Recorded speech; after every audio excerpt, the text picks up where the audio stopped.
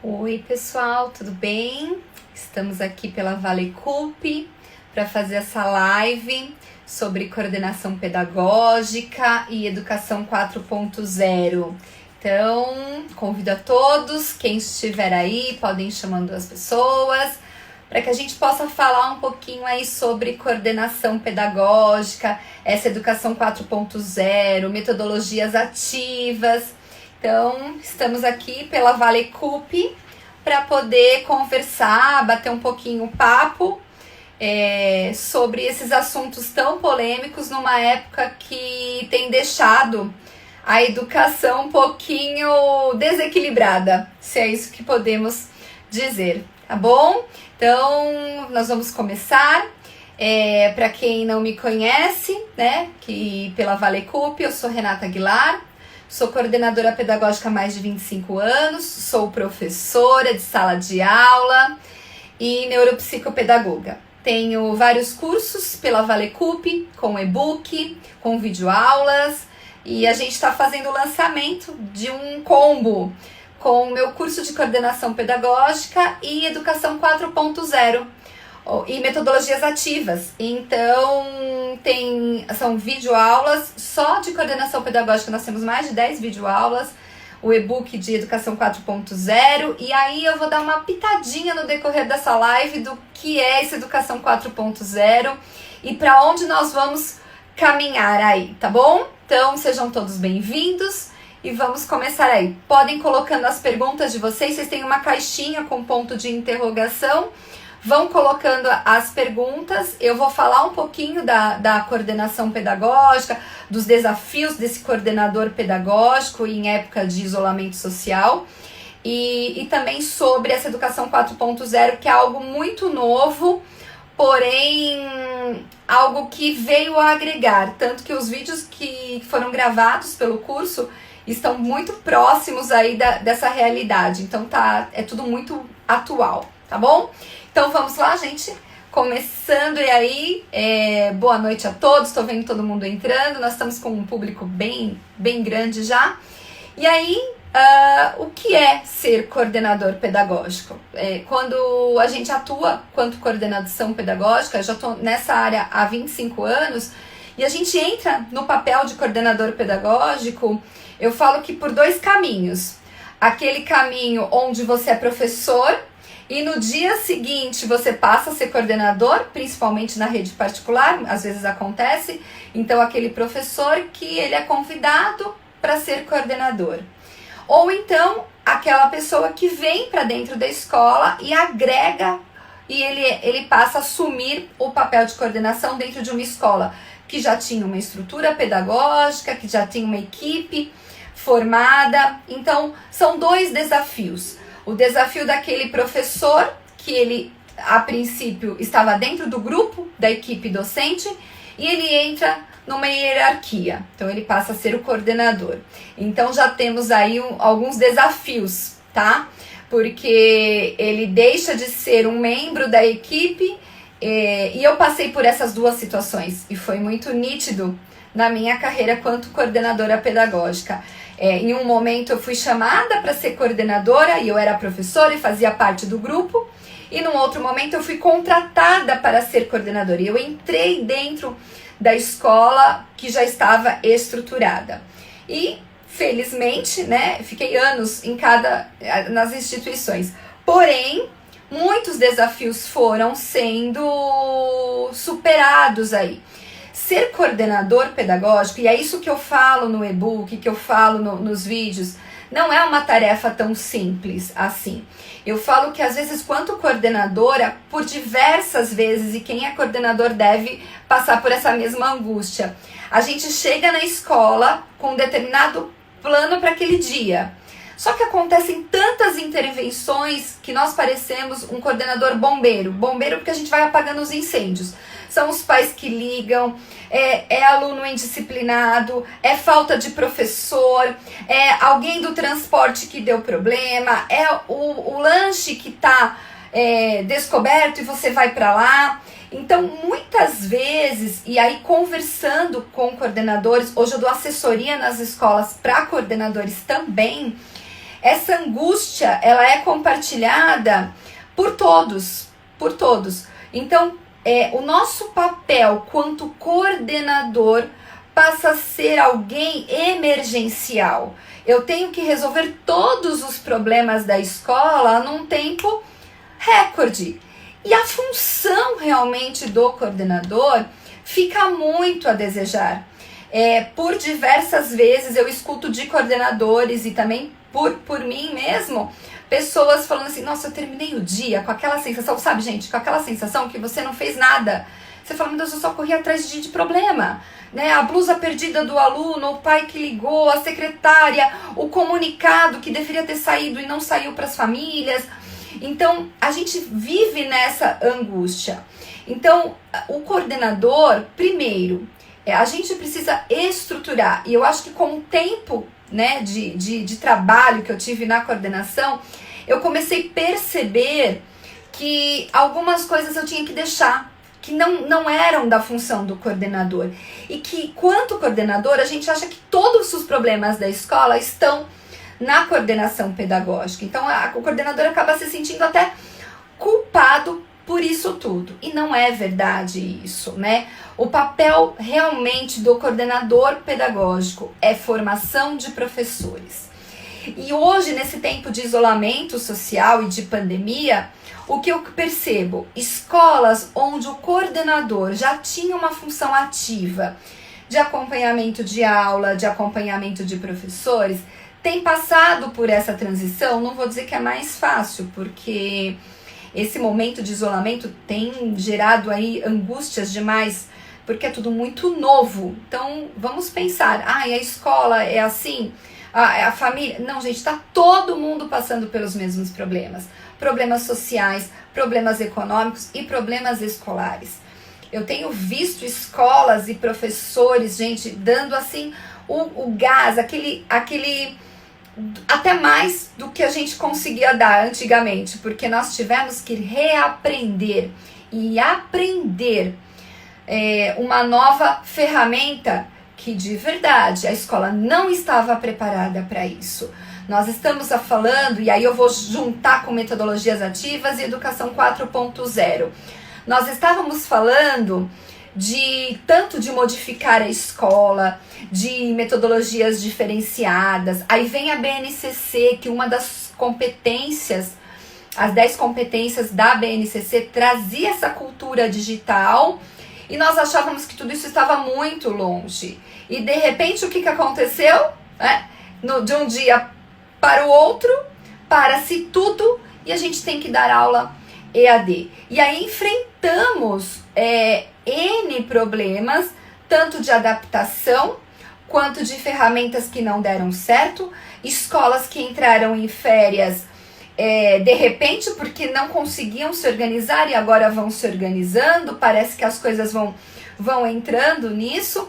E esse papel dessa metodologia ativa e desse coordenador pedagógico se tornou algo diferenciado, porque antes nós estávamos presenciais.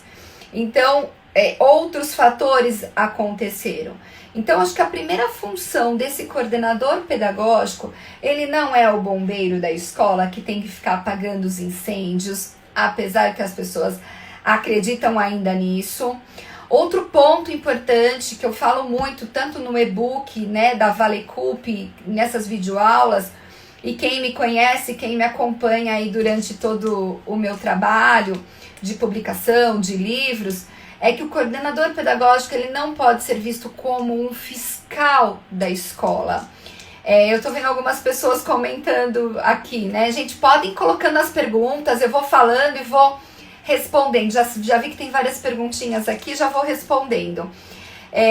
O coordenador não é o fiscal do professor, porque quando a gente passa essa imagem, e o professor tem essa imagem do coordenador como sendo um fiscal, a gente deixa a finalidade da escola de lado. E a finalidade da escola é uma educação de qualidade, não é isso que a gente preza? É isso que a gente quer. Então, assim, a função principal, eu acho que é essencial e primordial dentro da escola quanto coordenador, é a formação de professores.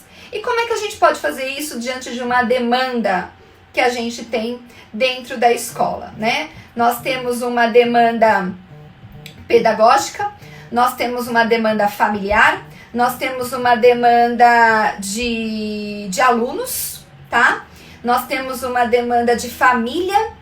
Então, como é que a gente pode fazer isso? Então, eu trago algumas dicas para que vocês possam aí aprimorar um pouquinho isso. Isso, de verdade, é um treino. Então, acho que o primeiro ponto que o coordenador tem que fazer dentro da escola, e mesmo em época presencial ou em época agora, né, de pandemia, é a valorização da escuta.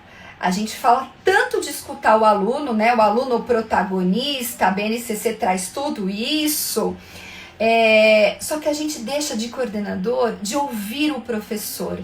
E isso eu percebi durante o decorrer. Quando eu ingressei na coordenação pedagógica, eu tinha 20 anos.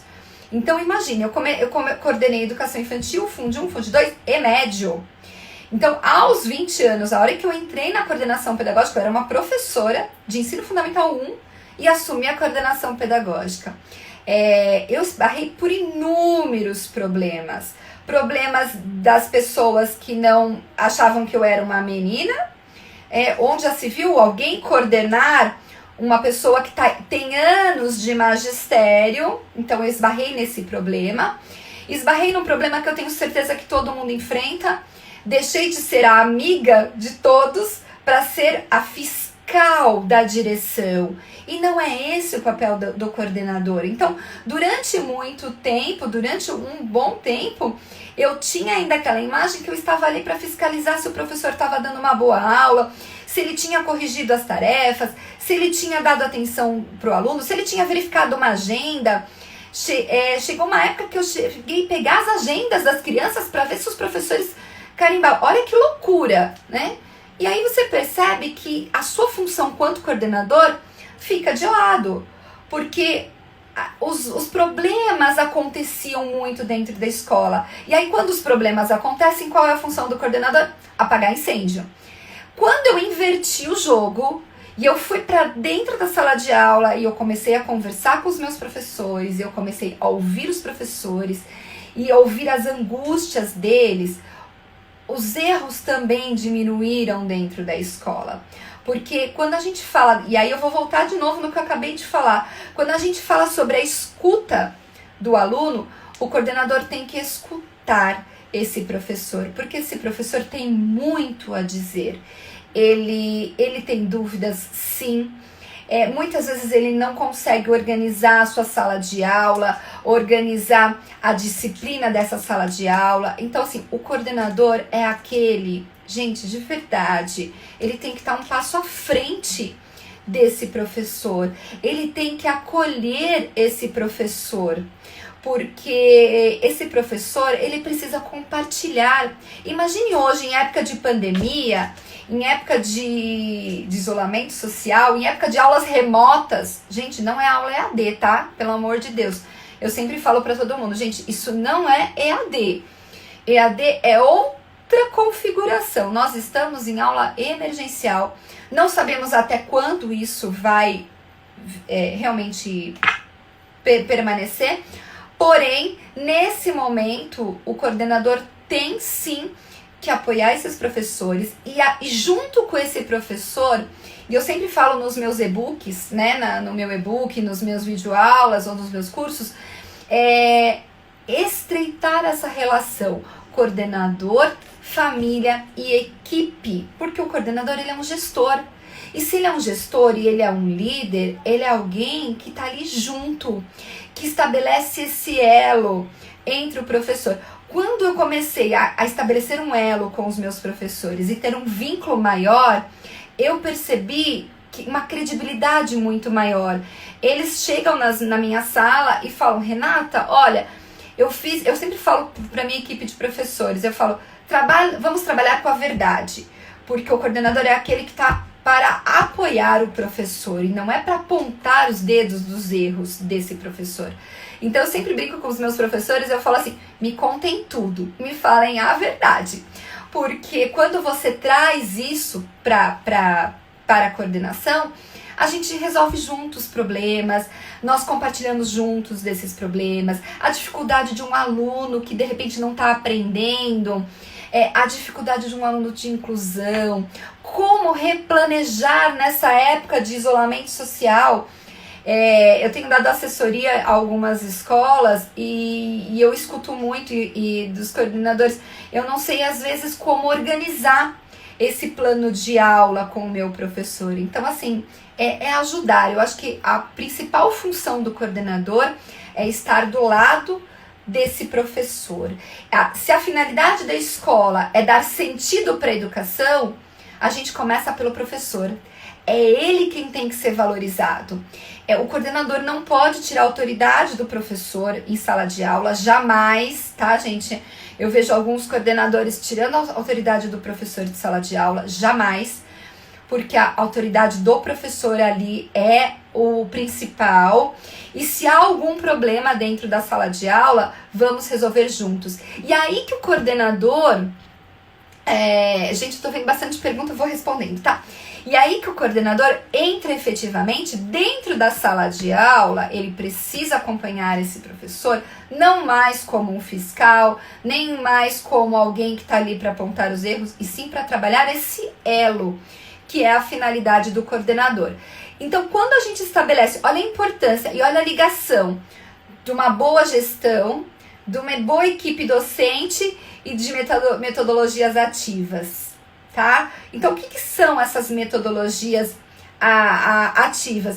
São metodologias onde eu coloco o aluno em ação, ponto. É metodologia ativa com o professor, onde eu escuto esse professor e às vezes esse professor tem ideias maravilhosas e às vezes ele vem com angústias que a gente precisa... Eu tô escutando, vendo aqui, igual a minha cidade. Gente, mas é a realidade, porque eu escuto, gente, eu acompanho coordenadores, né, do Brasil todo, graças a Deus, e agradeço demais tantas pessoas que me procuram, que tiram essas dúvidas.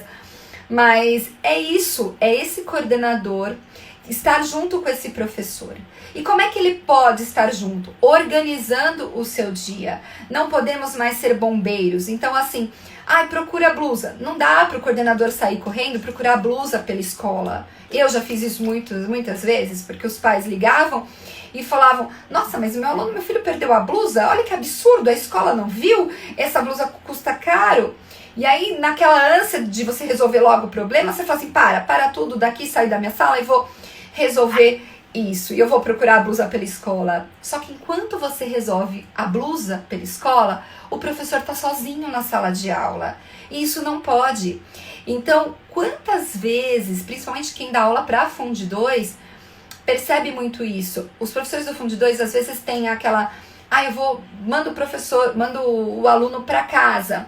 Para fora da sala por indisciplina, e aí ele vem para onde? Para o coordenador pedagógico, ou para uma orientação educacional, quando há escolas que têm, porque a minoria das escolas tem essa orientação educacional, o coordenador assume os dois papéis, e aí a gente acaba ouvindo esse aluno, a gente acolhe, a gente busca estratégias.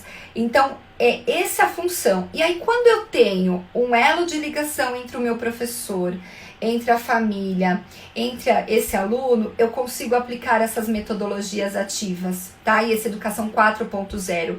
E aí eu vou dar um negocinho assim pra vocês, um segredinho, né? Lá vou eu dar um segredinho. Quem me conhece sabe que eu vou falando algumas coisas. Eu vou contar um segredinho pra vocês, gente. Nós não estamos mais na era quase da 4.0. Passamos dessa era. O que é essa educação 4.0? Ela vem de uma quarta revolução industrial, uma tecnologia que invadiu as nossas casas, e agora invadiu mesmo de verdade, que ela invadiu as nossas casas, porque há um tempo atrás, o que nós tínhamos? Nós tínhamos os computadores no local de trabalho, nas empresas. Então, a função do computador era facilitar o trabalho daquele profissional, tá? Aí vem uma nova era, onde a gente começa a trazer esse computador, passa para ser PC, pessoal, para dentro de casa. para fazer pesquisas escolares. E eu falo isso no meu e-book, tá, gente? De Educação 4.0 e Coordenação Pedagógica. São 2 cursos juntos com os videoaulas pela Valecup. Então, aí vem para uma educação, esse computador chega dentro de casa e ele invadiu um pouco da nossa casa. Até então, nós começamos a ter o celular. Só que o celular ele tinha uma única função, que era o telefone móvel. Eu andava, eu falava, acho que vocês devem lembrar, né, daquele, né, grande telefone celular que nós tínhamos.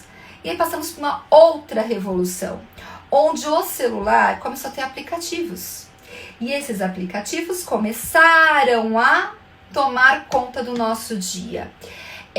Eu, quanto neuro, tenho a minha colocação, vou falar a minha, quanto Renata, tá? Sobre o uso excessivo da tecnologia. Então, há artigos científicos que mostram que esse uso excessivo da tecnologia tem causado danos no nosso cérebro, porque ele é conhecido hoje como ladrão do tempo. Pensem comigo, gente, eu vou falar um pouquinho do cérebro e eu falo nisso no curso de coordenação pedagógica, porque de educação 4.0 e metodologias ativas, porque depois que eu comecei a estudar realmente a neurociência, não como um neuromito, porque a gente escuta algumas coisas de neurociência que às vezes eu me assusto, eu falo, gente, não é real, né? Porque as pessoas vão falando aí, mas quando a gente começa a entender a função do nosso cérebro, a função, e quanto coordenador, gente, até em reunião pedagógica, eu comecei a usar a neurociência, tá? Eu cito no vídeo, nas videoaulas uma técnica que eu vou contar para vocês agora, que chama a técnica Pomodoro. Se vocês não conhecem, entrem no Facebook e pesquisem sobre a técnica Pomodoro. Por que Pomodoro? Pomodoro mesmo de molho de tomate. Ela foi feita, criada por um cozinheiro, né? Um grande cozinheiro, porque o nosso cérebro, ele não processa uma informação por um grande período de tempo. Então, quando a gente fala do uso da tecnologia, e eu falo isso, eu acho que é maravilhoso. Olha, nós estamos aqui, né? Falando sobre a tecnologia. Ela traz grandes possibilidades para os nossos alunos de aprendizagem, mas tecnologia nenhuma garante aprendizagem. Eu preciso do professor.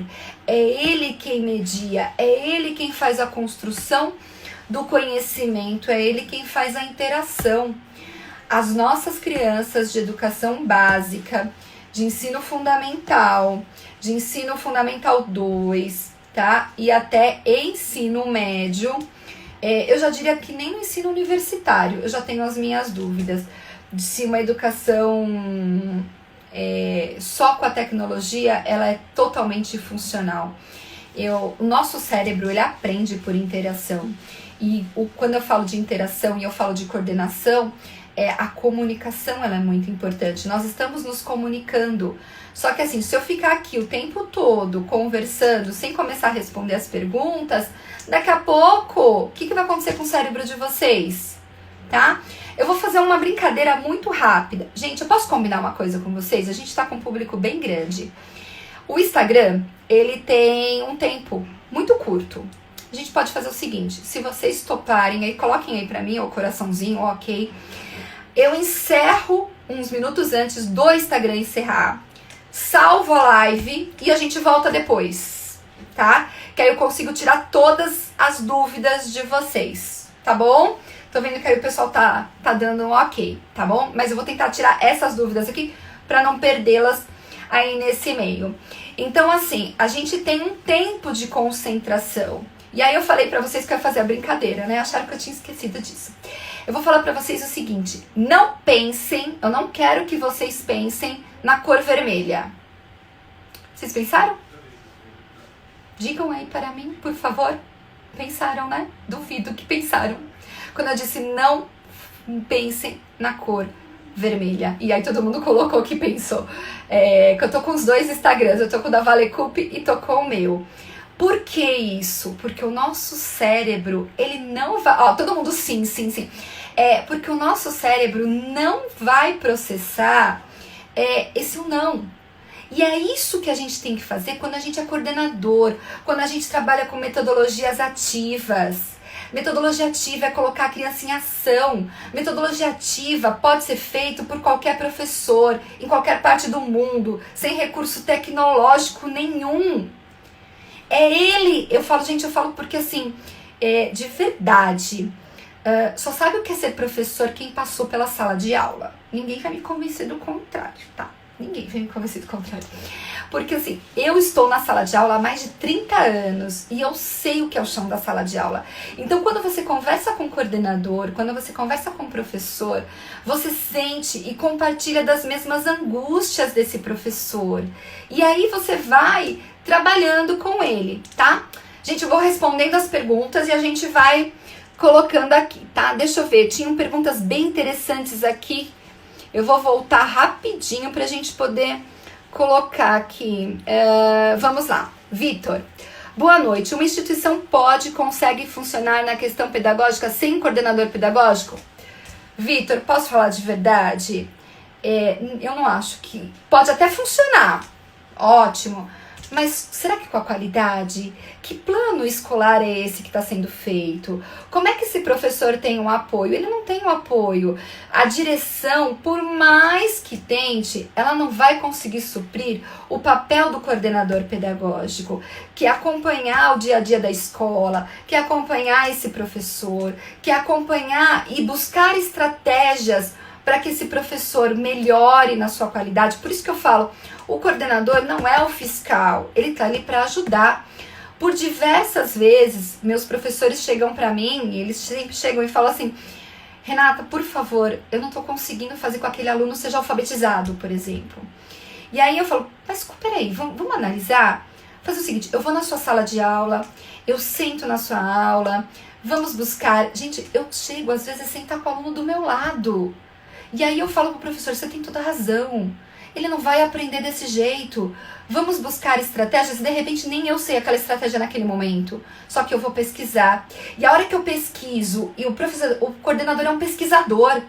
A hora que eu pesquiso e eu trago para o meu professor, e eu chego para ele, e eu falo assim, eu sei que tem alguns professores meus aqui, né? E eu chego para ele e falo assim, olha, sabe aquele aluno? Eu achei que essa estratégia talvez funcionaria. Vamos aplicar juntos? Eu tô do seu lado. Gente, eu escuto meus professores e falo, poxa, Renata, deu super certo o que você propôs. Ou então, deu tudo errado. Poxa, deu errado, não deu certo. Vamos buscar uma nova estratégia. Esse elo, o professor, o coordenador tem que escutar essas famílias, escutar o aluno. É fácil, gente? Não é. Essa história que acha que coordenador não leva serviço para casa, não sei. Eu levo muito serviço para casa.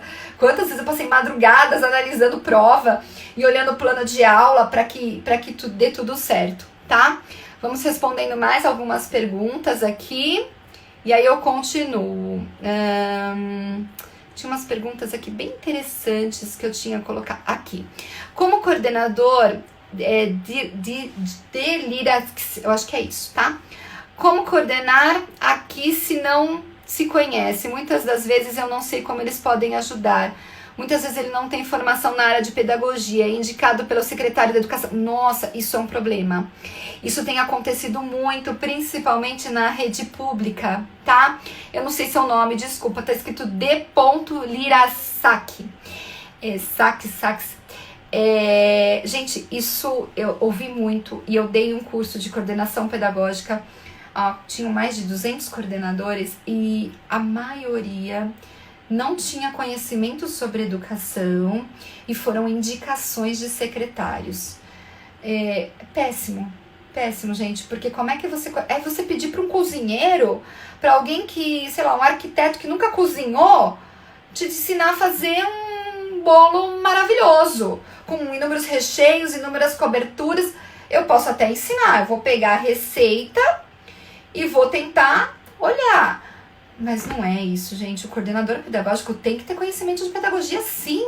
Ele tem que ter conhecimento de sala de aula. Como é que ele vai ajudar esse professor? Aí sabe o que acontece? De verdade, né? As pessoas que me conhecem sabem que eu falo um pouco a verdade. Se torna algo mascarado. O coordenador perde a credibilidade com a equipe docente, porque ele não conhece a realidade da sala de aula. Ele não falar e ler, eu falo, teoria é maravilhosa, gente, tem muita coisa boa, tem artigos maravilhosos, eu estudo muito, e assim, às vezes eu fico debruçando em cima de alguns artigos científicos, e às vezes eu me deparo, tem muitos artigos bons, e eu me deparo e falo, gente, esse povo não sabe o que é sala de aula, não sabe o que é alfabetizar uma criança, não sabe o que é um sexto ano, não sabe o que é um oitavo ano, né? Não sabe. Então, assim, de verdade, eu não acredito que alguém que não seja da área, ele pode estudar, mas se ele não se debruçar na área da educação mesmo, entender como as coisas funcionam, às vezes a gente ouve umas bárbaras, né? Umas coisas que são meio complicadas. Vamos ver aqui, gente, vou tentar responder, tá? Curso de pedagogia, eu tenho vontade de me tornar coordenadora. Queria saber o que preciso ter em meu currículo para me tornar uma coordenadora. Tainá, para ser coordenadora, você pode fazer gestão, administração escolar. Então, a pedagogia tem alguns cursos universitários que eles já te dão essa opção, tá?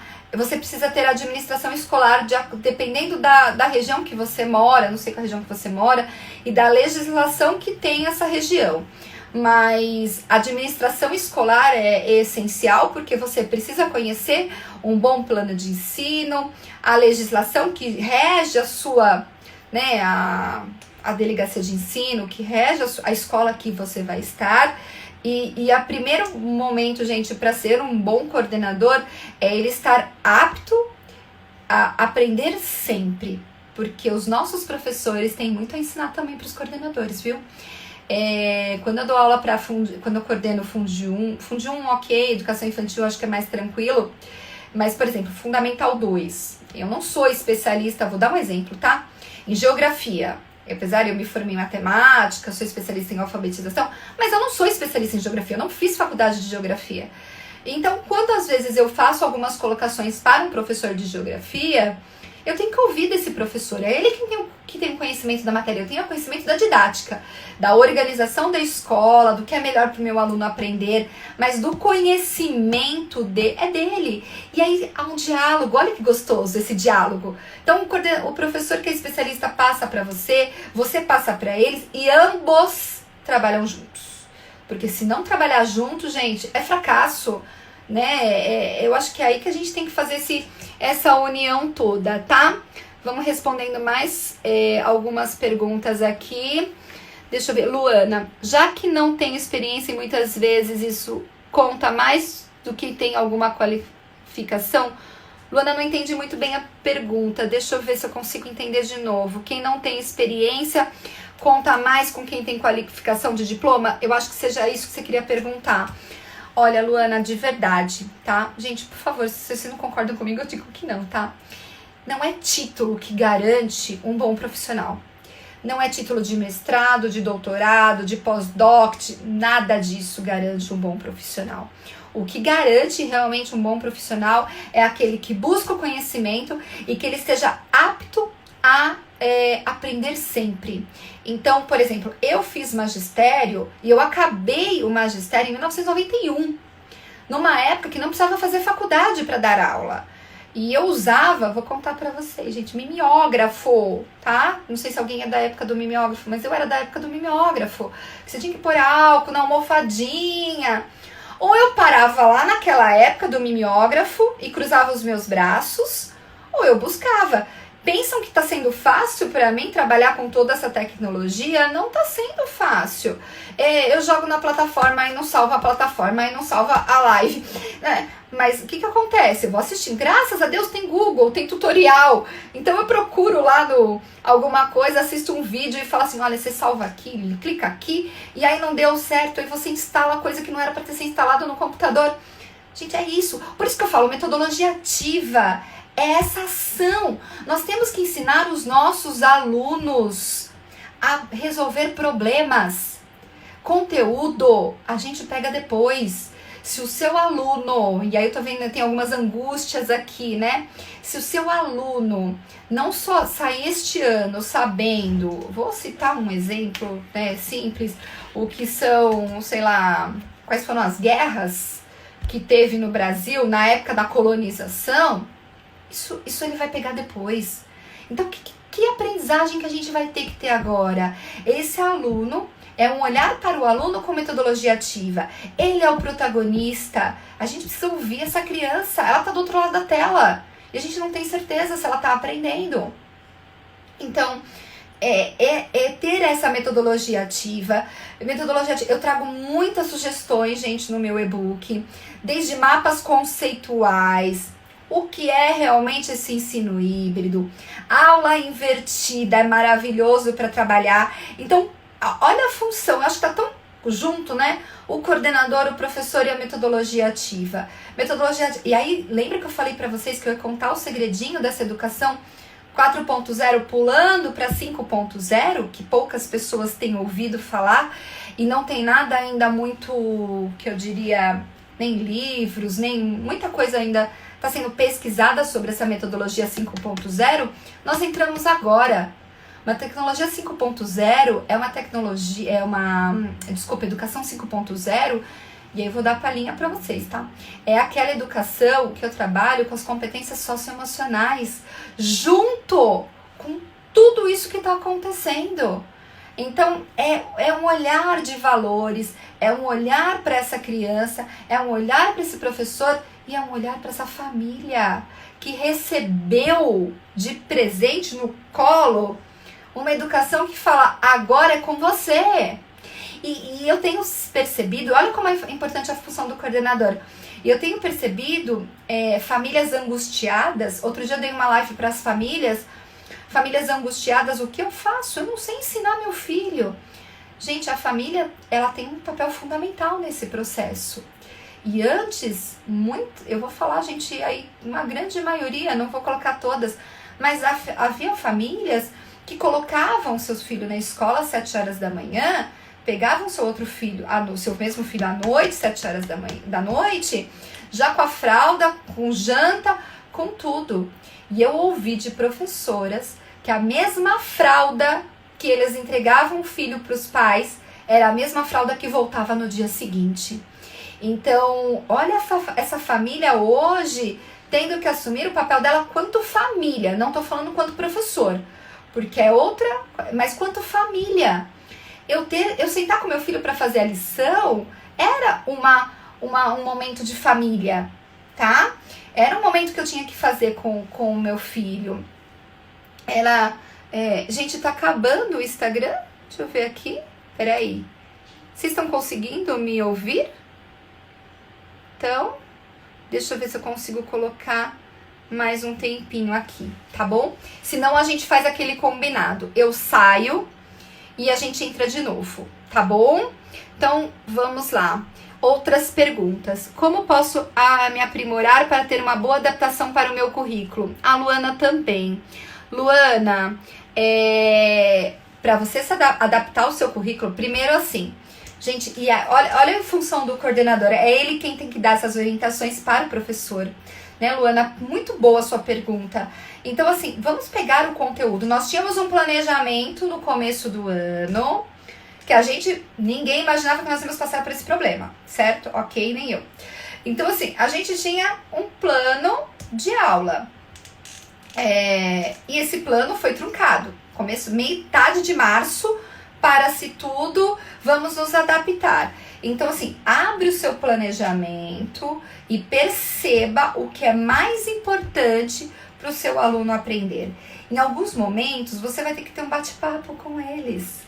Isso é aprendizagem, resolução de problemas. Hoje nós vemos, a função da escola sempre foi de ensinar as nossas crianças a resolver problemas. Só que a gente não fazia isso.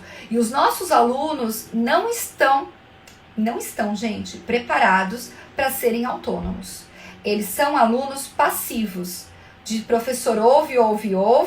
Desculpa, professor fala. O aluno ouve, ele é um ouvinte. E quando eu falo de metodologia ativa, de coordenação, de aluno e professor protagonista, é isso, é o que a gente está vivendo hoje.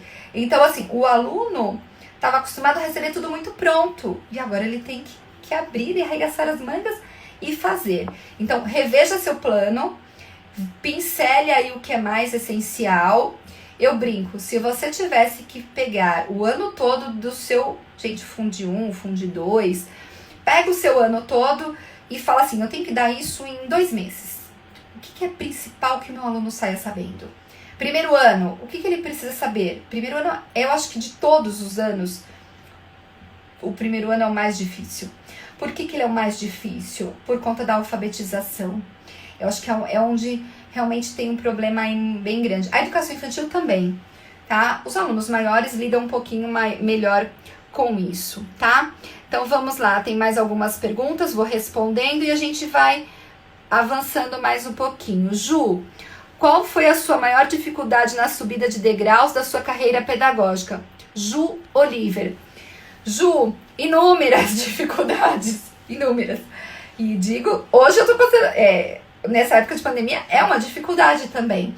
Então, assim, eu cheguei, quanto coordenadora, logo no começo da minha gestão, eu era uma pessoa muito rígida. Então, a minha palavra, porque eu era coordenadora, a minha palavra era a última, né? Tinha que ser. E aí o professor, por uma questão hierárquica, pegava as suas coisinhas e aplicava. E aí o que eu comecei, e aí eu cometi um erro que eu falo pra vocês, não cometam, tá? Eu ia em cursos, porque aí houve um tempo que eu saí da sala de aula e fiquei só na coordenação pedagógica. Eu fiquei 18 anos só na coordenação.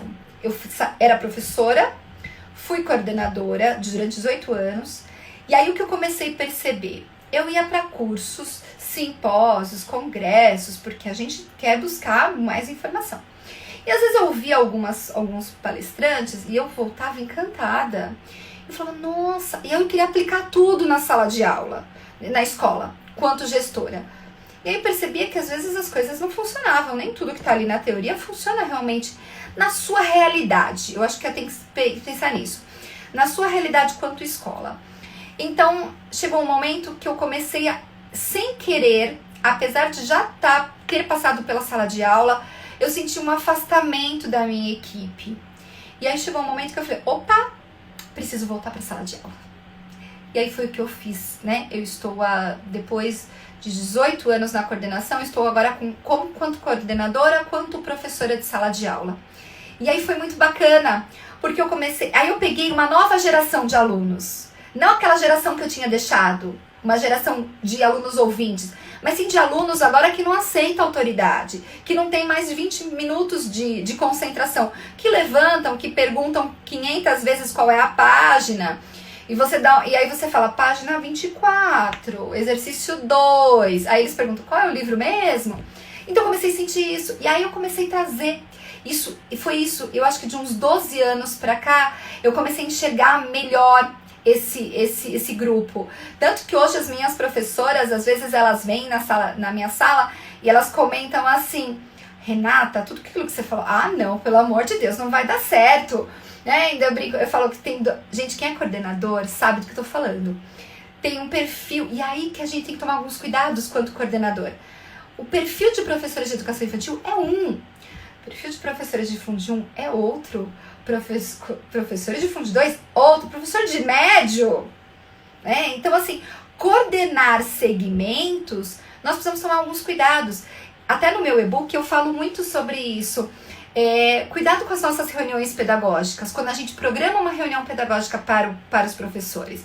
Porque eu não posso fazer uma reunião pedagógica com toda a equipe docente para falar sobre o desfraude. Percebam, esse professor do Funde 2, ele não está interessado, apesar que ele tem que conhecer toda a equipe da escola, mas ele não está interessado. E aí o que acontece dentro da reunião pedagógica? Desfoca. Então, naquele momento, você tem um problema para ser resolvido e você abrange a turma toda, tá? Inclusive, gente, no meu e-book eu trago uma planilha para o coordenador quanto dica para o coordenador poder aí tá se organizando, tá bom? Gente, vou respondendo as perguntas que estão aqui, porque se cair a conexão, eu salvo a live e a gente entra de novo, tá? Porque tem muitas perguntas. Vamos ver, aqui tem mais perguntas. Tenho formação em coordenação e supervisão escolar, só que não tenho experiência na área. Luana, se você não tem experiência na área, busque essa experiência. Eu acho que assim, essa vivência de você estar acompanhando, se você quer ser coordenadora, acompanha seu professor no dia a dia, escuta esse professor, vai para a sala de aula, assiste às aulas, faz as intervenções que você acha que são importantes naquele momento, que eu acho que já é um ganho. E quando você tiver oportunidade, tenta. Não é fácil, gente, eu falo isso, não é fácil conciliar coordenação e sala de aula. São dois momentos bem difíceis. Mas em algum momento, nem que você pegue algumas aulas pontuais, para que você sinta essa relação de professor e de aluno, tá bom? Gente, mais perguntas aqui, vamos lá. E quando os professores não aceitam ajuda ou orientação? E quem me fez essa pergunta, Cris, acontece muito, Cris, muito, tá? Às vezes o professor ele não aceita essa orientação do coordenador, e eu acho que é o momento da gente rever. Conversa com esse professor. Muitas vezes eu cheguei a sentar com o professor e falava assim, então, como é que tá a sua aula? Ah, tá todo mundo aprendendo, mas não é isso que tá mostrando. A gente percebe, ou pelo resultado das avaliações, ou pelo resultado de você estar vendo a indisciplina da sala, não está acontecendo. Então, esse professor, ele também tem que estar aberto a receber as orientações desse coordenador. Porque não é fácil, Cris, essa sua pergunta é muito boa. Não é fácil. Tem professores mais resistentes, sim. Tem professores mais resistentes que não aceitam essa orientação. Então, acho que assim, é a mesma coisa você não aceitar a sua orientação de um chefe. Se alguém chegar pra você e falar assim, olha, seu relatório não tá bom, você tem que refazer. Ah, não vou refazer o relatório. Peraí, como você não vai refazer o relatório? Tá ruim seu relatório, precisa melhorar. Né? Chega em qualquer profissão. Qualquer profissão. Alguém vai colocar pra você que de repente o que você fez não tá bom. E acho que a gente tem que ter humildade. Essa é a palavra-chave, seja para o coordenador, seja para as famílias, seja para o professor, seja para a comunidade escolar. A gente tem que ter uma palavra que tem que fazer parte da gente, humildade. Ninguém sabe tudo, eu também não sei. Então, quantas vezes eu, quanto coordenadora, às vezes vou colocar alguma coisa, e aí às vezes meu professor vem e fala, Renata, por favor, né? Por isso que eu falo, o diálogo é muito legal. E a minha relação com meus professores é uma relação muito próxima, porque eles têm essa liberdade. E eles falam, Renata, pelo amor de Deus, né? Olha o que você fez aqui. Não, tá errado. Eu falo, opa, peraí, deixa eu ver. Desculpem, falei mesmo. Então, acho que tem que ter humildade aí para que a gente possa aprimorar. Por isso que eu falo que o papel do coordenador e essa educação 4.0, indo para essa educação 5.0, que eu disse para vocês que eu ia contar, é habilidades socioemocionais. Essas habilidades, essas competências socioemocionais, e uma delas para mim, gente, é a humildade. Nós temos que ter a humildade de dizer, eu não sei, eu vou buscar o conhecimento. Hoje nós temos essa possibilidade de buscar o conhecimento tão fácil como no começo da minha carreira, que eu não tinha essa facilidade de conhecimento.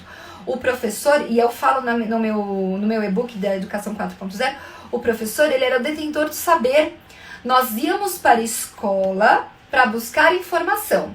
A informação estava no livro didático e no professor. O que o professor falava era a lei. Acabou isso. Não é mais. Esse aluno, ele conhece o mundo. E aí que eu falo, é usar a tecnologia ao nosso favor. Dá para fazer muita coisa. Gamificação, né? Eu falo sobre gamificação. Gente, construção de jogos. Dá para fazer quiz pelo celular com os alunos maiores. Você joga a pergunta e aí os alunos respondem né? Quem quer a 1, quem quer a 2.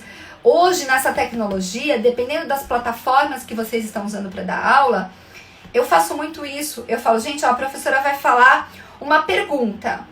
Quem acha que a minha afirmação é verdadeira vai colocar um emoji, um joinha, alguma coisa na plataforma.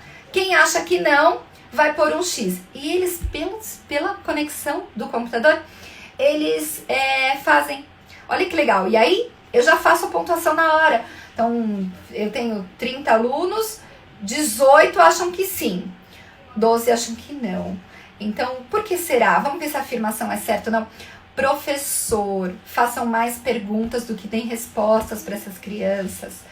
Essas crianças precisam pensar, essas crianças precisam falar. Escola é lugar de diálogo. Se a escola é lugar de diálogo, a gente tem que deixar essas crianças falarem.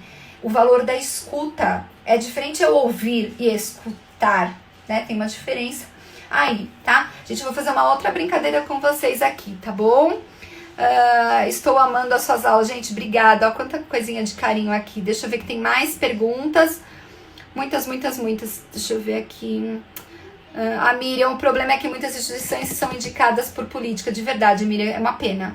Uma pena, tá? Temos que ver realmente onde está o problema e buscar um outro modo de ensino para esse aluno. Concordo, Débora. Perfeito. Às vezes o coordenador esquece que já esteve no lugar do professor. Isso mesmo. E tem professores que também não aceitam ideias ou dicas do professor. Vamos ver. Hoje é o dia do pedagogo, gente, parabéns para todo mundo. Não é fácil ser professor, nós somos guerreiros aí, tá? Deixa eu ver, tem tantas perguntas aqui. Como lidar com as dificuldades na aprendizagem durante a pandemia, Joana? Primeiro, você vai conseguir, né? Vou soltar a pergunta de novo. Quando eu falo que os professores têm que fazer mais perguntas do que respostas, então eu vou te fazer a pergunta dentro da sala de aula. Vamos pensar, presencial. Você garante que todos os seus alunos aprendam? A gente não consegue garantir, tá? Então, presencial a gente já não consegue garantir 100%. Isso é fato. Você tem inúmeros problemas dentro da sala de aula. Desde problemas pedagógicos, problemas, as inclusões que estão aí, esbarraram na gente também, enquanto escola, e a gente não estava preparado para as inclusões. Então, eu acho que assim, já na presencial a gente já esbarra com esse tipo de problema, que a gente não consegue garantir a aprendizagem de todos. Então, nessa época de ensino remoto, emergencial, né, não é EAD, a gente também não consegue garantir tudo.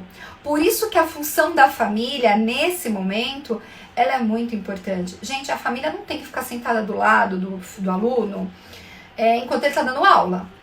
Tá? Eu acho que assim, a família tem que supervisionar. Ver se a criança escreveu no caderno, se ela tá com o caderno, se ela não tem distratores dentro da casa dela, porque assim, são outros momentos. Dentro da escola é uma coisa, você tá ali. E dentro da escola, quanto professor, você tá o tempo todo. Olha, guarda, por exemplo, aqui em São Paulo, sei que a gente tá falando pra muita gente. Aqui em São Paulo houve uma época que eles estavam com cubo mágico, ou figurinha. Então, às vezes você tá dando aula e eles estão com a figurinha no colo, estão com o cubo mágico. E você fala assim, guarda o cubo, guarda a figurinha. Educação infantil, guarda o brinquedo.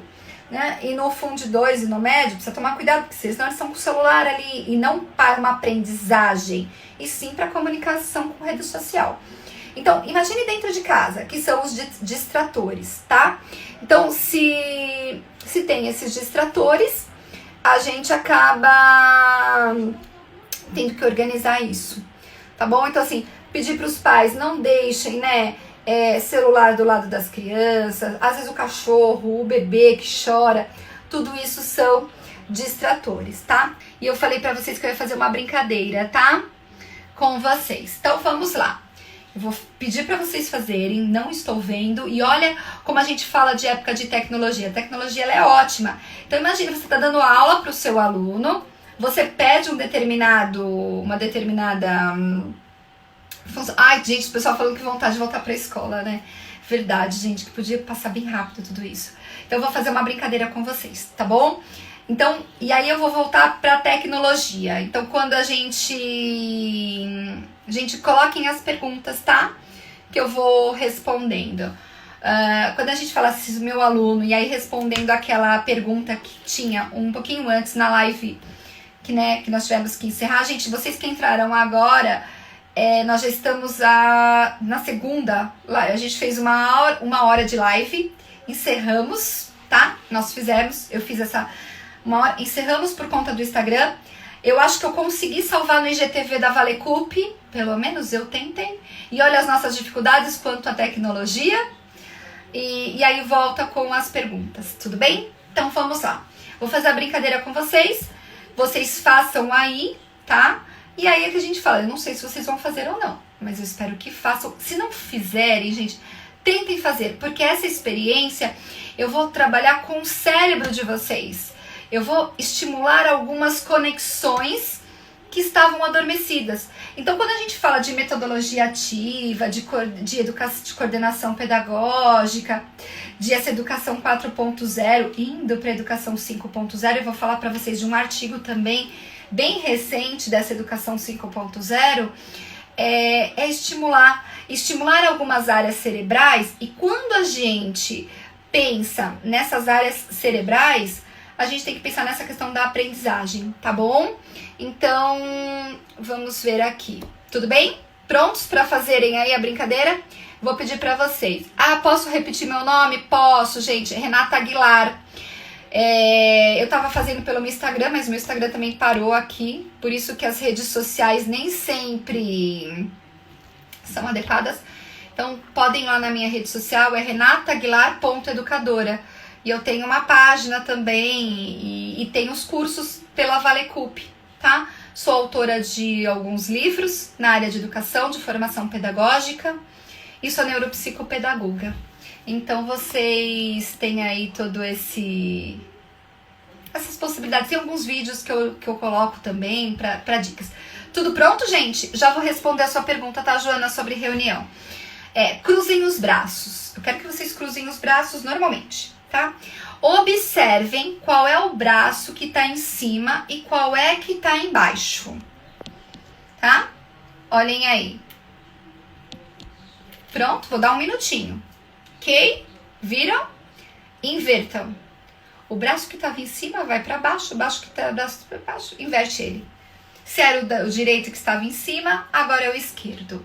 E contem para mim o que vocês sentiram. Me perdi. Esquerdo. Tentem aí. Tá? Vamos lá. Acho que eu consegui aqui. O que vocês sentiram? Os cursos são gratuitos? Tem alguns cursos gratuitos, sim.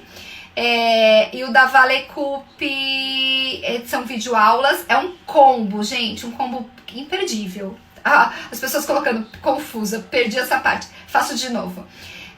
O combo é bem bacana. É coordenação pedagógica e educação 4.0 num processo. Deixa eu ver se eu consigo colocar aqui para vocês. Isso. Com videoaulas, com dicas, bem legal. Deixa eu ver o que vocês colocaram aqui. Eu estava perdida, sentiu dificuldade na mudança, o lado mais... gente, é isso. Olha como o nosso cérebro, ele processa e ele tá muito... Meus braços ficaram meio desconfortáveis, senti confusa, Priscila colocou, Pinheiro. Então, assim, o nosso cérebro, ele se acostuma com o que é rotina. Então, o nosso aluno, ele tá acostumado com a aula onde o professor fala, e ele pouco participa. Então, quando a gente fala de metodologias ativas, a gente que fez o meu curso de coordenação pedagógica pela Valecup gostou, gente. Obrigada, hein? Quem foi? Sandra. Sandra, obrigada por ter feito o curso e ter colocado a sua opinião aí. Então, percebam o quanto o nosso cérebro, ele tá acostumado. E os hábitos, eles se formam pela repetição. Então, quando a gente coloca o nosso aluno para ser protagonista, quando a gente coloca o nosso aluno para falar, para ouvir, esse coordenador pedagógico tem que ouvir, temos que fazer sim, tá? Todo esse processo é um reprocesso. A gente, tem gente falando que tá fazendo cursos. Obrigada, né? Fransnet, é isso? Net Frans. Obrigada, gente, dos cursos aí. Que bom, muito bom. Fico feliz que vocês estejam gostando, tá bom?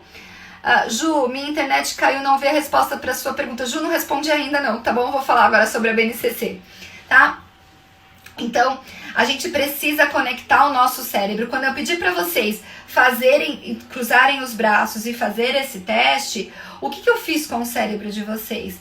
Eu ativei a memória motora, eu ativei sinapses, eu fiz com que vocês fossem mais protagonistas do que ouvintes, porque vocês se mexeram. Gente, então façam essas coisas com as crianças, né? Professores, façam isso.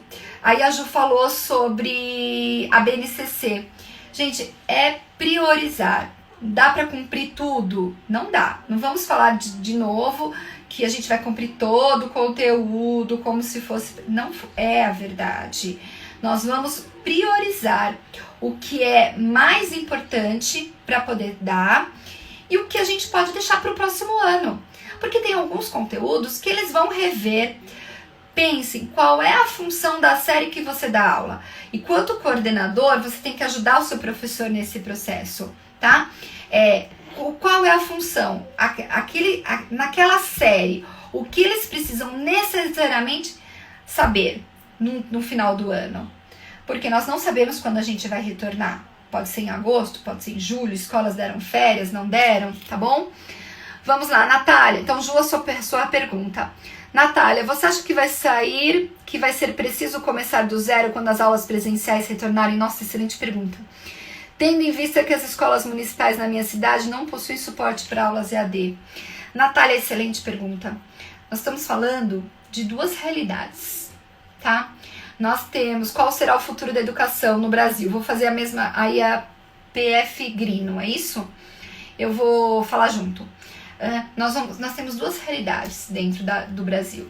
Uma realidade de um aluno que tem uma plataforma, que a sua conexão de internet ela é boa, que ele tem um celular e ele tem um computador de última geração. E nós temos aqueles alunos, de verdade, gente, que não tem o que comer dentro de casa. Eu estava dando aula na universidade a semana passada, e aí dentro dos alunos de pedagogia, um aluno me tocou demais. Ele falou assim, Renata, ele trabalha na escola pública, e ele falou assim, nós fomos levar comida para casa. Como é que eu vou garantir que ele tem aprendizagem? Percebam isso? Então, quando que a gente vai voltar na educação? Quando é que a gente vai voltar? Não diria, Fernanda, que o nosso ano está perdido. E vou dizer o porquê que não tá. Sobre reunião de pais. Calma. Gente, vou responder, tá? Eu não diria que o nosso ano tá perdido. Porque, assim, entre essas crianças ficarem em casa sem ter nada de conteúdo, é um prejuízo. Então, tendo esse conteúdo, mesmo que talvez não seja nas escolas públicas como deveria, ou algumas escolas particulares, nós temos escolas particulares com mais potência, outras nem tanto, escolas menores particulares também que tá passando por alguns problemas, tanto financeiros, já é um ganho essa criança ter aula. Então não podemos pensar nessa história, então vamos perder o ano e acabou, ninguém tem mais nada. Pelo amor de Deus, não.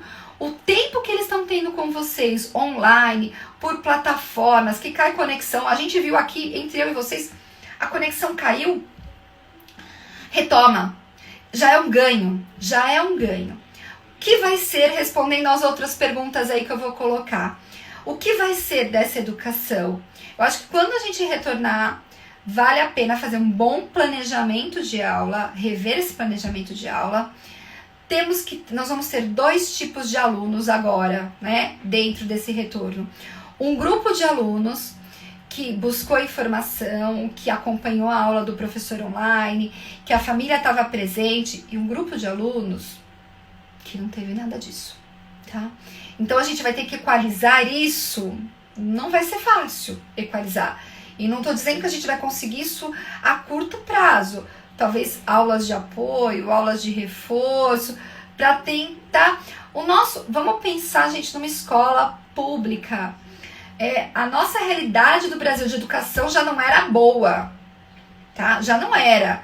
Nós estamos no PISA, entre os últimos colocados em leitura e escrita. Então, é a hora da gente... Eu acho que agora é a hora da gente... Vamos recuperar essa escola... vai ser fácil? Tudo vai se perder um pouquinho. A economia se perdeu. Aquele pai que tinha um comércio, o comércio não pode abrir, ele também perdeu. Há perdas pedagógicas, há perdas econômicas e há perdas de saúde. Essa criança pode ter perdido alguém com Covid. Vocês pararam para pensar nisso? Como é que ela vai voltar para a sala de aula? Então, olha o emocional. Vamos cuidar desse emocional. Se essa criança estiver bem emocionalmente, a gente consegue recuperar algumas coisas, tá? A gente consegue dar andamento a algumas coisas. Vai haver lacunas, como a Suzana colocou, vai haver lacunas, tá? Mas a gente vai tentar, e eu acho que é esse o nosso papel quanto coordenador pedagógico, quanto professor. De repente é o momento da gente mudar e perceber que essa educação que a gente estava fazendo não é boa. Olha, será que não está na hora da gente pegar? Quando eu falo de educação 4.0, às vezes eu me deparo com a educação 1.0, onde em 1900 e alguma coisa lá para trás, o professor ainda era o detentor do saber. E ele fala. Então, assim, a tecnologia, quando eu digo ela não garante a aprendizagem, ela é uma ferramenta e a gente precisa saber usá-la adequadamente, porque senão ela vai gerar no nosso cérebro um fator de dependência, tá bom? E nos cursos que eu dou, eu falo muito, eu trago muito a neurociência para o papel do coordenador pedagógico, muito a neurociência para o papel do professor. Para essa educação de metodologias ativas, eu faço algumas abordagens da neurociência em cima disso.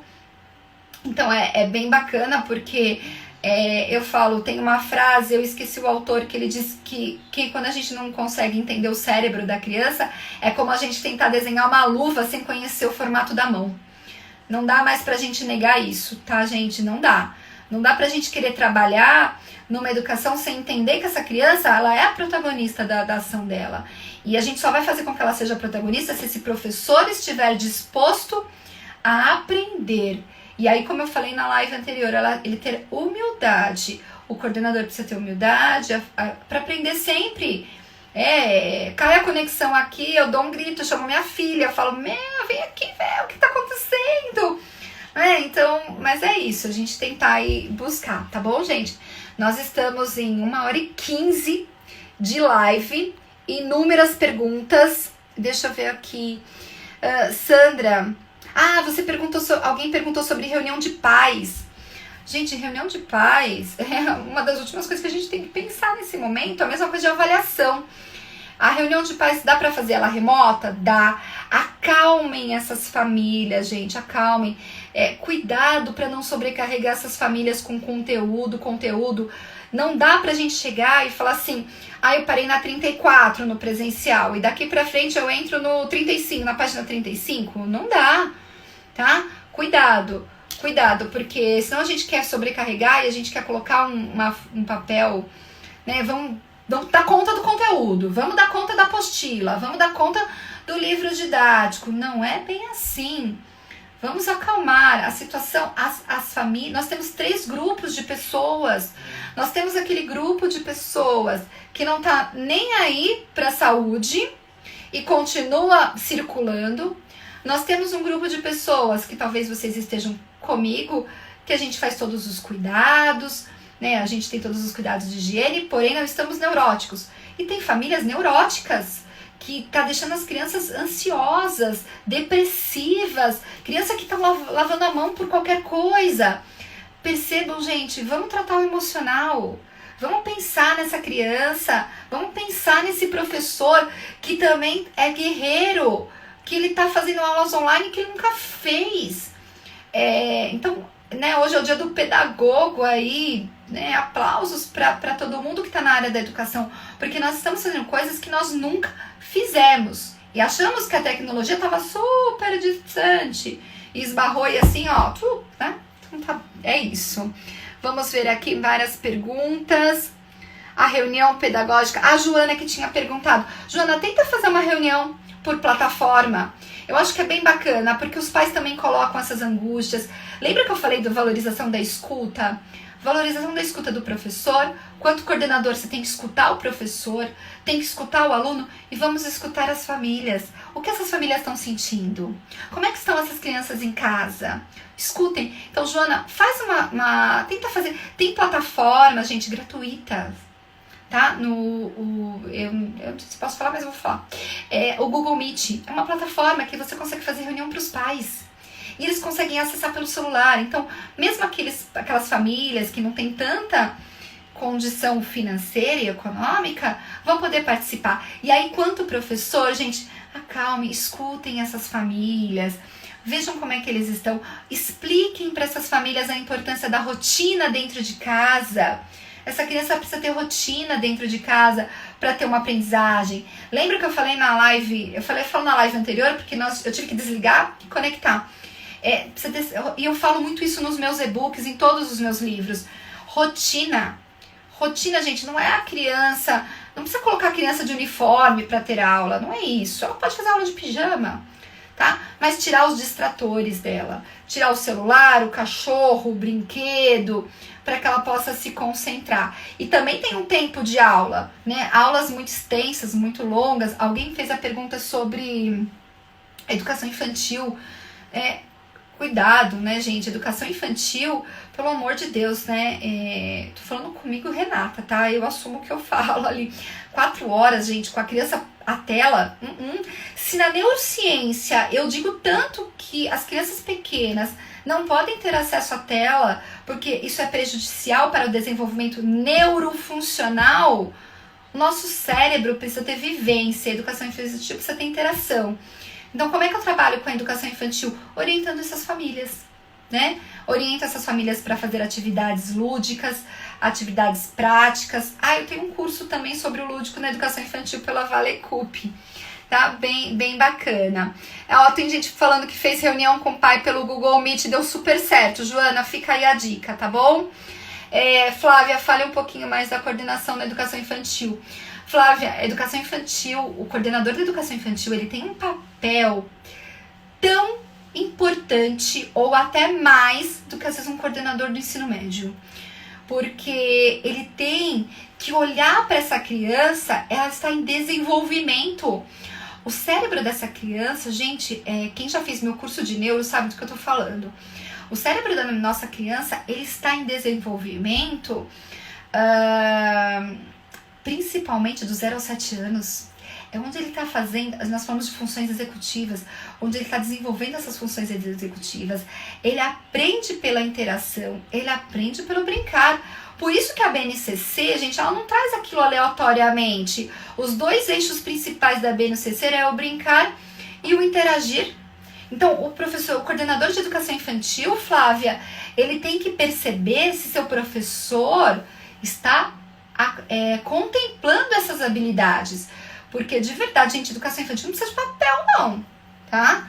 Quantidade de papel na educação infantil não funciona, é só para preencher. Ele aprende pelo outro, ele aprende com a interação com o outro. Eu aprendo com o colega, eu aprendo a cantar com o meu amigo, eu aprendo a brincar e eu aprendo a brigar. Porque educação infantil, eles brigam também, eles mordem o colega.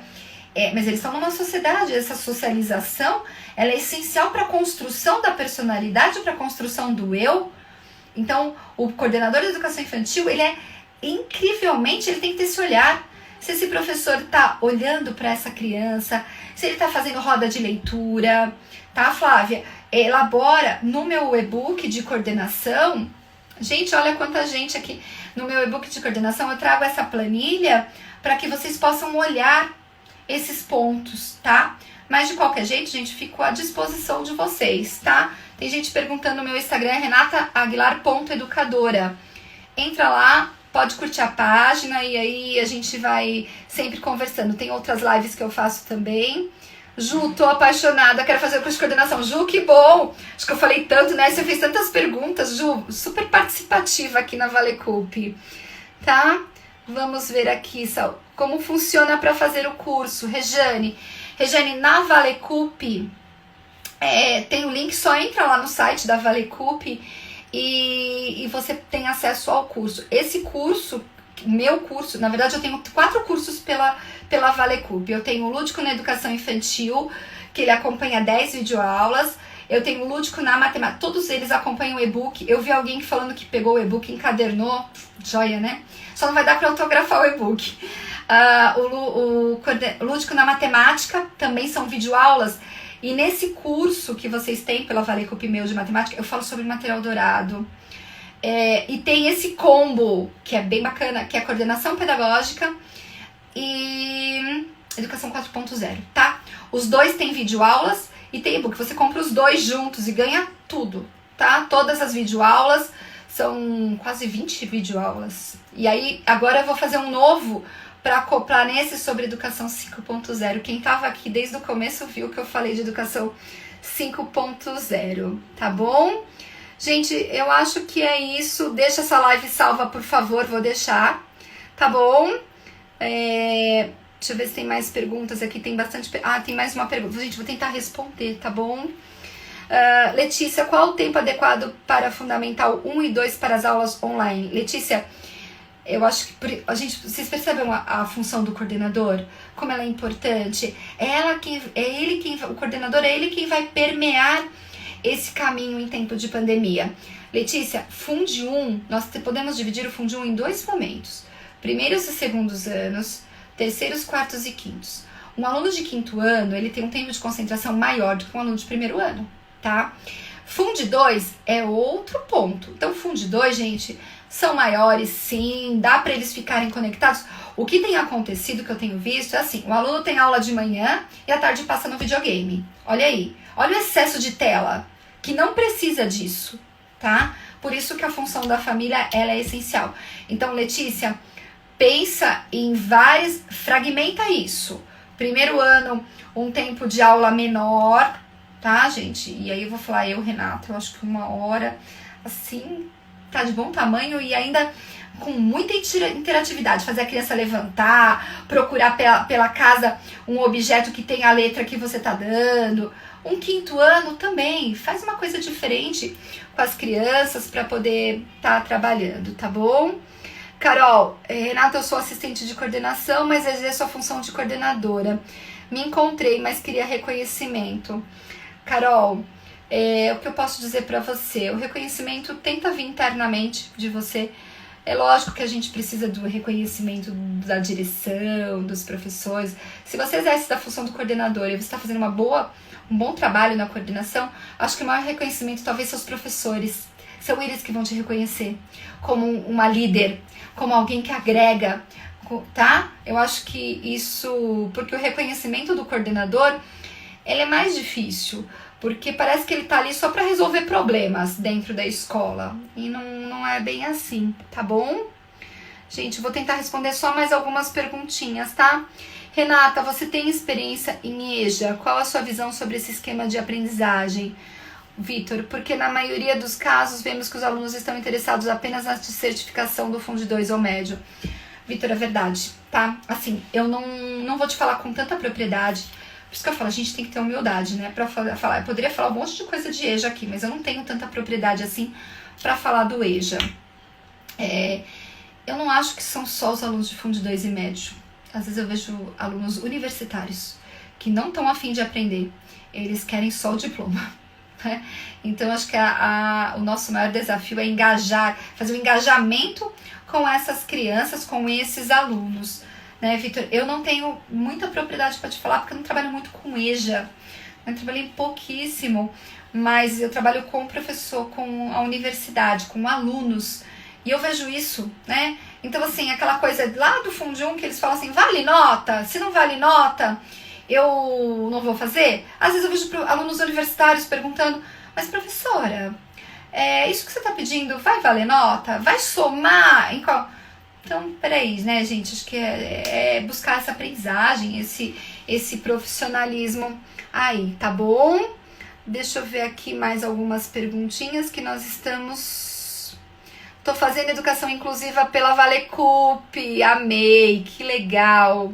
Tá? Gente, quanto ao curso, vocês depois entrem em contato com a Valecup, tá lá, tá, os meus 4 cursos, só que lembrando, coordenação pedagógica e educação 4.0 são 2 cursos, é um combo, aproveite, sabe combo, quando a gente vai comprar um combo, mais ou menos é isso, tá? Meu Instagram, renataaguilar.educadora, minha página também, tá? Aí, lá tem vídeos explicativos. Eu tenho o YouTube também, onde tem alguns vídeos pra vocês, tá bom? Gente, obrigada, estou encantada com você, amei, gente, muito, muito, muito obrigada. Que bom, que live incrível, não acredito que perdi.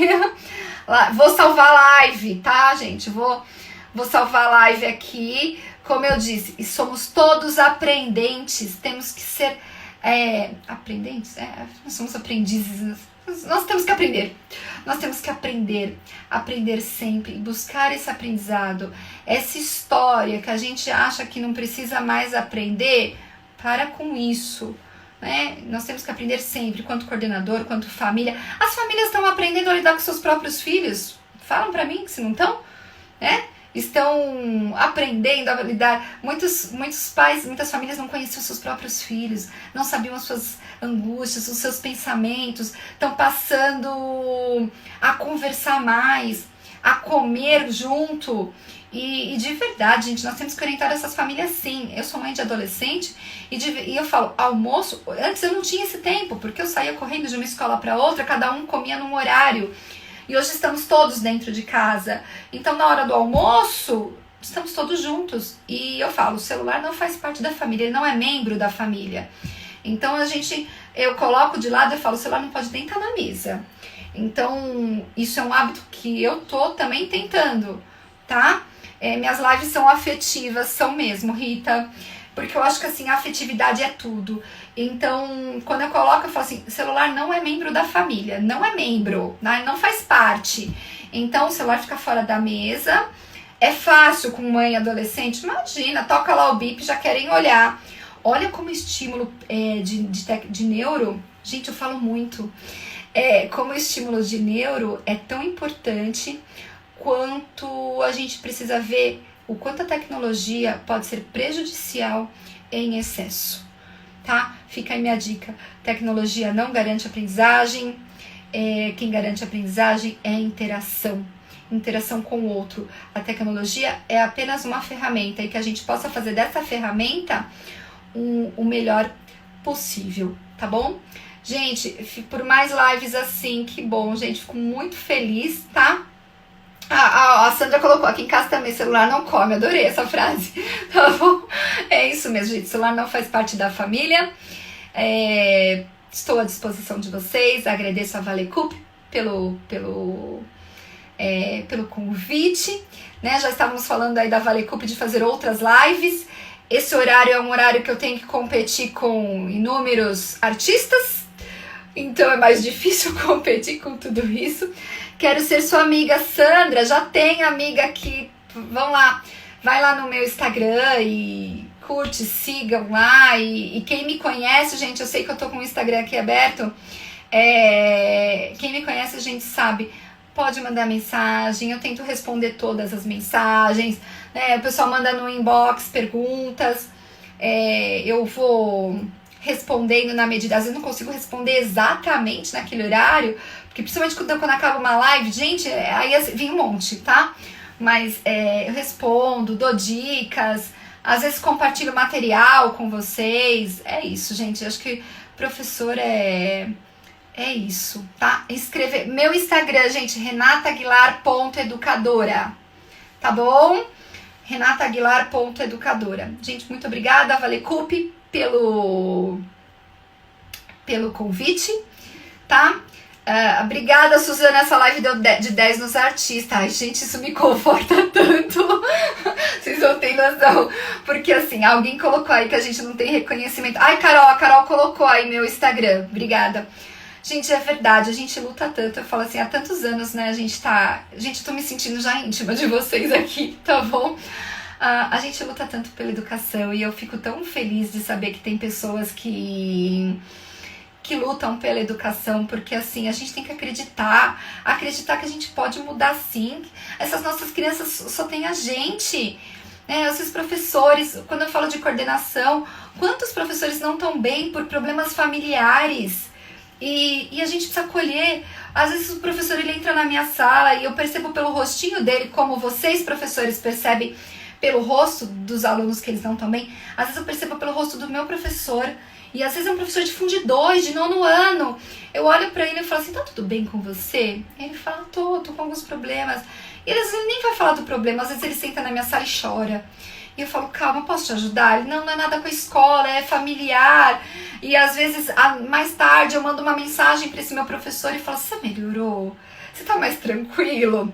Resolveu o problema que você tinha com a sua família, com a sua esposa, com todo mundo? Sabe assim? É assim. É quando a gente chega dentro da sala de aula e a gente fala assim pro aluno, você melhorou? Tá tudo bem? Passou sua dor de barriga? Que aluno às vezes tem dor de barriga, nunca vi, né? Quantas dores de barriga eles têm dentro da escola? Dói tudo, cabeça, barriga. E é isso, gente, o coordenador tem que olhar para esse professor e perceber que às vezes o professor não tá bem. Ou às vezes o professor... Gente, quantas vezes eu, quanto coordenadora, eu falava para esse professor, tá tudo bem? E aí eu via que ele tava sobrecarregado. E eu falava assim, você quer que eu te ajude a corrigir prova? Gente, corrigir prova, às vezes corrigir prova pro professor. Qual o problema? Qual o problema se a gente puder ajudar? E às vezes o professor olhava pra mim e falava, Renata, você não sabe quanto você me ajudou corrigindo aquelas provas. Sabe? E às vezes ele não conseguia fazer uma prova, eu falava assim, quer que eu te ajudo? Né? Então, por isso que eu falo, a gente é de tudo, ó, estamos aqui, somos psicólogos, é isso mesmo, tá bom, gente? Estamos a 1h30, né? 2 lives, né? Uma das 8 às 9, outra das 9 às 9h30. Vou encerrar, tá bom, gente? Beijo pra todo mundo, beijo pra quem tá pela Vale Cup, beijo pra quem tá pelo meu Instagram, estou por aí. E aí que vocês possam aí usufruir de tudo que a gente tem passado, tá bom? Se cuidem, tá? Cuidem do emocional do seu aluno, cuidem do emocional desse professor que tá sobrecarregado e cuidem também do emocional de vocês, tá bom? Gente, beijo pela Vale Cup, beijo aí pra todo mundo, tá bom? Tchau, gente!